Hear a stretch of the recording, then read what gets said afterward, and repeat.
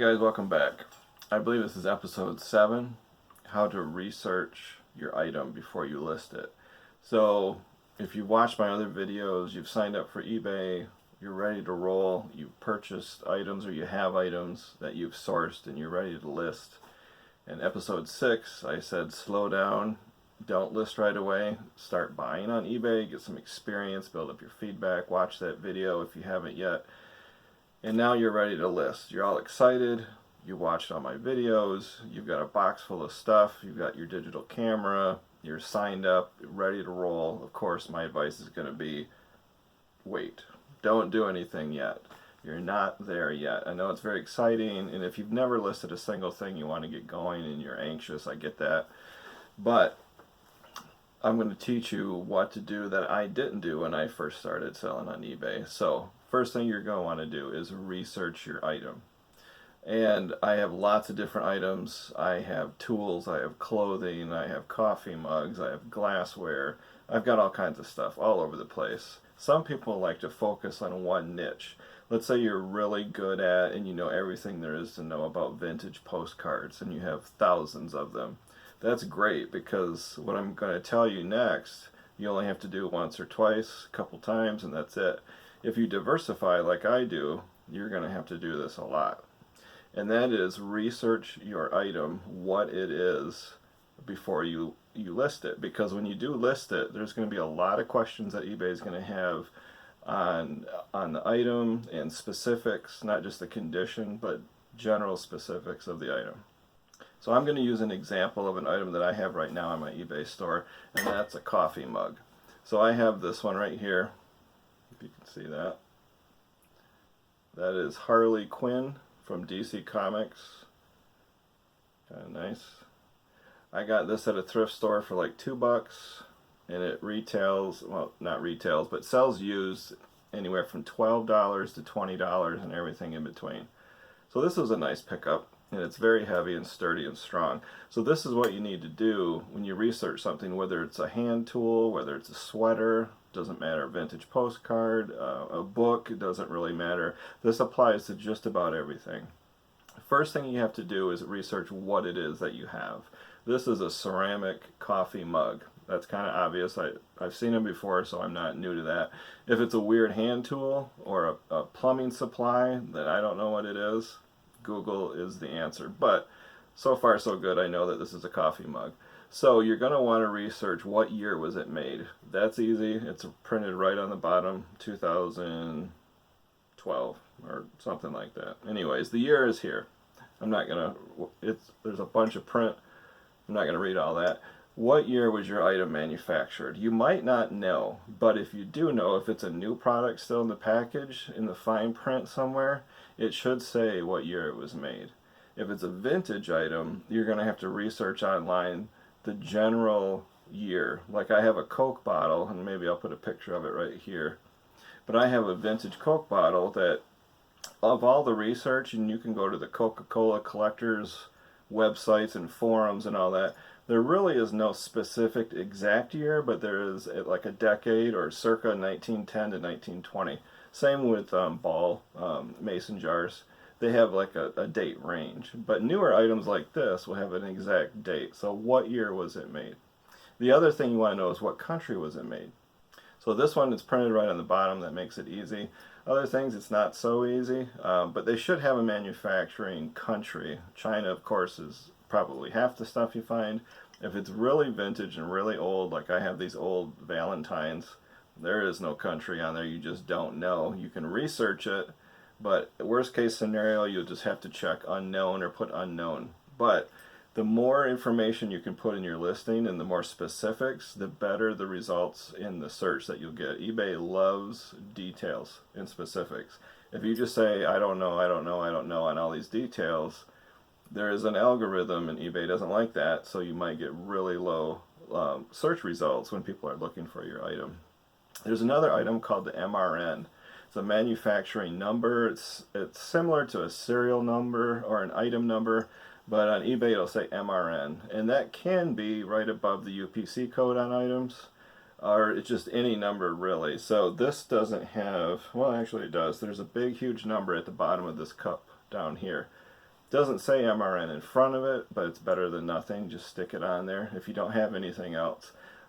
Some products that are new are really nice. It'll say MRN and a number. That doesn't happen that often, but that's very helpful. The other thing you want to research is the condition. Condition is not as easy as new or used. Condition is everything from cracks to scratches to damage to you name it. Cassette tapes I talked about in another video. A cassette tape has a case, and then there's the cassette on the inside. And the case is soft plastic, and people expect that to have wear and scratches on it. But the cassette, they really want to know the condition of the cassette. So for this mug, you're going to want to inspect it very closely. On the inside, the bottom rim, if it's ceramic, is going to have expected wear just from rubbing because it's not coated. But you're going to want to look really close for any chips, any cracks, any missing paint. And I got burned. You're going to want to look for repairs. Anything glassware, plates, stemware, bowls, ceramic, stuff like this. Some people are very good at doing repairs. I bought a ceramic coffee mug at a flea market. It was a Starbucks one. It was super old, 2006 or something like that. And it was a limited edition. I got it for like $1. I looked it up on eBay when I got home. It's worth pretty good money. It had like this Picasso pattern. And when I was just getting ready to list it, I just looked down at it and I noticed that the handle had been broken off and somebody repaired it, which is not terrible if you're going to keep it. But you could see a crack and a crack, and then you could just tell it was glued back on. So that coffee mug is upstairs in my kitchen in the cupboard. It's just mine. I'm just going to keep it. Now technically I could sell it if I put in the description handle previously broken and repaired. People are probably not going to want to buy it, and then if they do and they didn't read the description and then they get it, they're like, oh, this has been broken and repaired, they're probably going to want to return it. A lot of times people don't pay a lot of attention to the description or the details like that. So if anything is chipped or cracked or damaged, it's up to you. You can put it in the description and take a chance. I personally would not. The other thing is size. This is a 20-ounce mug. So if you have a tool, put how many inches long it is, like if it's a wrench or pliers. Of course, clothing, you're going to want to put the size, obviously, for that. Male or female, and then the size. And if there's a European size and an American size, put both of those on there. Shoes is obvious, but other things aren't so obvious, like say a vintage Valentine's card. I take a picture and I'll put a ruler next to it for one of the photos so people can see the size. Size is very important, so make sure you know that. If you have a really cool item and you're just stumped because there's no information on it, you might have to go to Google and go to the manufacturer's website and look it up. I bought a Delta shower head. I'll put a picture of it up here. I went to a thrift store. It was really nice shower head. I know nothing about plumbing supplies or Delta shower heads, but the box was pretty mangled, but the shower head was still in new condition and it was awesome. There's no damage or anything, and it looked kind of expensive. I got it for like 50 cents. So I got home and the box had a serial number on it and some vague information, so I Googled it. I ended up at Delta's website and I actually found the exact shower head that I had bought. And this thing, I was like shocked. It retails for like $220 or $250 brand new. I thought, who would pay that much for a shower head? But some people do. I thought I'd won the lotto. I paid 50 cents for this thing. But so I did my research on the Delta website and I wrote down all the information that they provided. I think it's like gallons per minute that go through the shower head and what it's made out of, the material, what country it was made in, all that stuff. Just took tons of notes. And then when I went to my eBay listing, I put all that information in there because it's helpful. The more information you can put in, it's helpful. So some things that are super vintage, really old, bizarre, strange, or even fairly new, like that shower head, there might not be any information available. And the original box might not be available, so you don't know what size it is or what country it was made in. So you'll have to do some research. Now on used items, you're also going to want to test them. So if you have a used cassette, you're really going to want to test it so you can put in the item condition that it's tested and works well. Hand tools are pretty obvious. You probably don't have to test those. Anything electronic, you're going to have to test it and then put in the description, tested and works. One thing I forgot to mention with the mugs, also put dishwasher and microwave safe. People want to know that. That's important. So also for used items or open box items, sort of new or new but open, you're going to want to check for missing parts. Now this is pretty obvious for like a board game or a puzzle, but anything really. The package can look new, but it's possible it was pried open and put back together. So if that's the case, just say new open box or used, whichever you want. But look for missing parts. If there's anything like a charge cord, a power cord that's supposed to go with it, pieces, accessories, just do a little research and find out, is there anything missing that's supposed to go with it? That's not terrible. You could still list it, but you just have to mention that these things are missing. If a power cord or accessories are missing, you can always look for them on eBay and buy them really cheap and then bundle it together and you'll get a better price. If you're putting together a lot of things, a lot, I don't mean like many, I mean a grouping, so say like 5 coffee mugs that are all different, or you're putting together, say, 10 coins that are completely different. Make sure you describe each individual item in a grouping or a lot separately. Don't just say 5 silver dollars. If they're 5 different kinds of silver dollars, you got to put the year of each one, the mint mark of each one, the general condition or grade that you think it is for each one. If you have 5 different coffee mugs, you're going to have to describe each one, the size, the country it was made, all that information I just mentioned for each individual one. Don't just say group of 5 coffee mugs, because people want to know details. Now when you have the item specifics in your eBay listing, there are drop downs and little menus. You might have to skip some of those if you have different ones and then just put it in the narrative description. That's fine too. The last thing for researching is expiration dates. A lot of times people forget this. If you're going to sell printer ink cartridges or printer toner cartridges, even if they're brand new, should have an expiration date on the box. Make sure you look that up and make sure you list that. You can sell the expired printer ink and toner if it's not that expired, but I try to buy stuff that's not expired. If it's on clearance, you can snatch that up, put it on there. Also, perishable items, like I had the Taco Bell hot sauce packets. I don't even know if they came with an expiration date, but if they did, I could put that in the listing. I also have vitamins and supplements. Always put the expiration date for that. So if it's something like a vitamin or toner or maybe paint that comes in little tubes like artist paints, check for expiration dates. If they have it, you got to list it and put it on there. Be honest. If it's expired, don't just put the date. Put in the description, expired on this date. People will still buy it. They still like it. Next item for research is researching the value of your item. Now this is a big one. You really have to know what the item is worth so you can pick a price. And people have different opinions on how to do this, but the easiest way that I do it, and probably the #1 way to do it, is just search on eBay.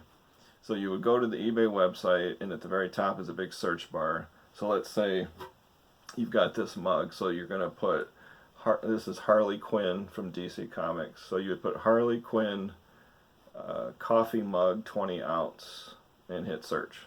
And then eventually you'll find this exact mug that somebody else is selling. That's okay, but that's just the asking price.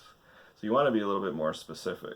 So what you're going to want to do is an advanced search, and I'll put a picture up here on how to do that. So in the upper right corner of the eBay website, and just a little word that's gray and really light, you can barely see it, is the word advanced.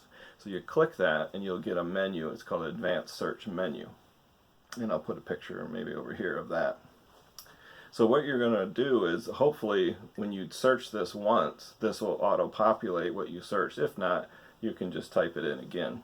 But you're going to want to check the box that says sold, and then you're going to want to hit search again. So what that's going to do is a 90-day look back. I believe it's 90 days, correct me if I'm wrong. eBay will show you for the last 90 days how many of these cups, or the ones that match that search criteria, have sold. So actually sold. And it'll be in green. Now if they took a best offer, there'll be a line through it and you won't really know exactly what they accepted, but it gives you a ballpark. So anything, you can search anything, but just make sure you're looking at your exact Harley Quinn. There's probably different styles, but there's going to be a range, and you're going to be shocked. I mean, some of them are going to sell for $2, some of them for $29, $35, and you'll be like, wow, I mean, that's crazy, and everything in between. So there's going to be a big range. So what I do is I consider somewhere in the middle. And the reason that some are super low is because some people don't know what they have and they list it too low and it sells right away. Or some people list it as an auction with a starting bid of $1 and only a couple people bid on it, nobody else bids, and somebody wins it super cheap.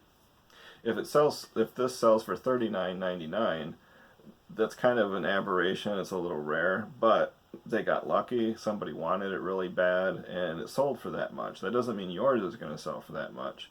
So if the range for this, a used cup, is say $10 to $20, I would start out listing it for $18 and just let it marinate, as Peter likes to say on Craigslist Hunter. Just let it sit there. You know, you're in no hurry. You know, if it sits there for 1 month, 2 months, 3 months, then you consider lowering the price. But give it a chance, because somebody might find it and say, yeah, I'll give you 18 for that. So don't be in a hurry to say, okay, 10, 20, I'm going to list it for 15 right in the middle. Unless you're in a big hurry to sell it and flip it fast, you're better off listing it too high and letting it sit and then reducing the price later, or taking a best offer if you have that option, or if you want to do that. The other thing is, if you do an advanced search on solds and it's a 90-day look back, and you get no results, it's like none or 1 or 2, you might want to reconsider even selling it at all, because that's pretty bad performance. That's saying that some have listed but none have sold, or none have listed and none have sold, so it's probably a dud, and you probably don't want to do that. The exception is extremely rare old vintage items. So if you have something like a book, first edition, some obscure author, there might not be any out there, so that's the exception to the rule. But if it's a new item that's mass produced, if it's a yo-yo, if it's a t-shirt, if it's a coffee mug within the last 15 to 10 years, and there's none on eBay or none have sold on eBay, that's a sign to stay away. The other way to research the value or the price that you want to ask is to go to Google and look up subject matter sites. So there might be a website of people who collect DC comic merchandise, or there might be a website of people that collect concert t-shirts or mason jars or used Nike tennis shoes. You just don't know what's out there.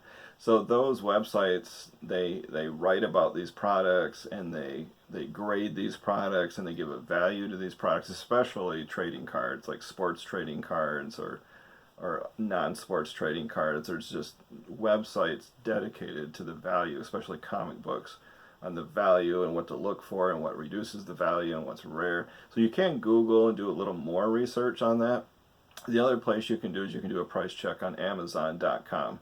I'm not sure if you can do an advanced search on solds, but you'll find out when you get there. But look for this on Amazon and make sure it's used, and see what they're selling for there. They're usually a little bit more expensive than eBay, but not always.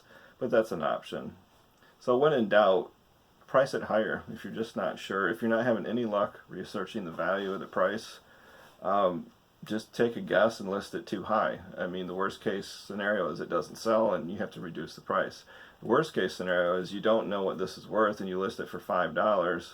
It costs $7 to ship it and somebody buys it right away. Well, then you're out. You're going to lose money on that deal. The other thing to do is consider an auction. So if you have a general idea what it's worth, but you're not sure what to list it for, let's say you're willing to take $15 for this mug. List it as an auction, starting bid $15 plus shipping on top, and just let it go for 7 days. If nobody bids on it, you could do it one more time, or you could just list it as a buy it now for $17 or $18. That's a good security that I do for items that you're really not sure on, because if it's a hot item and you're sitting there and you've got this, you know, one-of-a-kind coffee mug, you don't want to put a buy it now and have it sell right away. But if you put it at auction, there could be a bidding war. It could go crazy. I've had things like vintage slot cars that were really old from the late 50s. They had no idea what they were worth, put it at auction, starting price $10, and they went up to like $50. So sometimes that will protect you because there'll be a bidding war and you'll get top dollar. So that's an option too. The other thing you have to research before you list your first item is you have to know the shipping. I will have a shipping video, probably 2 or 3 videos on shipping. Watch those first, because what you need to do is you have to know what it's going to cost to ship this. So I've weighed this already, and it's over £1, so it can't go first class, which is one of the cheapest ways to ship. And it's fragile, so this is probably going to go priority mail. It's going to be $7 to $10 just to ship this. So I'm charging my buyer on my eBay store $7.49 to ship. So I can ship this priority mail, I don't know, anywhere between $7 to $10 to maybe $11. I might have to eat some cost there, but that's fine. I don't mind doing that occasionally. But you're going to have to research what it costs to ship your item before you list it, so that you know how much to charge for shipping. The other thing that you have to do too, once you've signed up to eBay and you sourced your items and you watched all my videos and you're ready to roll, make sure you have shipping materials on hand before you list it on eBay. And here's the reason. I've done this before way back in the past. I had an item that was just oddball shaped and it was strange. I put it on eBay and it sold in an hour. And I was like, oh no, what do I do now? I didn't have a box, I didn't have bubble wrap, I didn't have any shipping materials. I had to run out to Walmart in the middle of the night and buy like a strange huge box and bubble wrap and all that, because I had promised a 3-day turnaround. So when you set up your eBay account, you have to put on there your handling time. Are you going to ship a sold item in 1 day or 3 days or 5 days or 7 days? The shorter the better. eBay prefers 3 or less. But if you're a hobbyist and a part-timer, it's going to be really difficult to ship an item the next day, because we have jobs and we have life. So I have mine set for 3-day handling, and I always ship it less than 3 days, but that gives me a buffer. But you don't want to get caught with no padded envelopes, no mailers, no bubble wrap, no shipping tape. So you got to have all your shipping supplies ready. This is going to go in a box about the same size as this, a little bit bigger. So I've got boxes over here off camera. So I already know the box that this is going to go in. So make sure you have your supplies ready. Make sure you know the cost of the shipping, because you watched one of my videos on shipping. Research the value so you know what to list it for, and research what it is. And that sounds funny because you're sitting here holding a hammer and you say, yeah, I know what it is. Well, there's a lot of details that eBay is going to ask you for. So that's my video on research. I know you're eager to get listing, but you're better off just slowing down, watching my videos, watching videos I linked below, full-time eBayers. They have lots of good advice too. So if you could give this video a thumbs up, it'll help me a lot. Subscribe and hit that bell icon. And if you have any questions, feel free to ask me in the comments or shoot me an email. I'd love to answer questions and help people out that are just starting new to eBay. So that's it, Midwest Picker. Thanks for watching.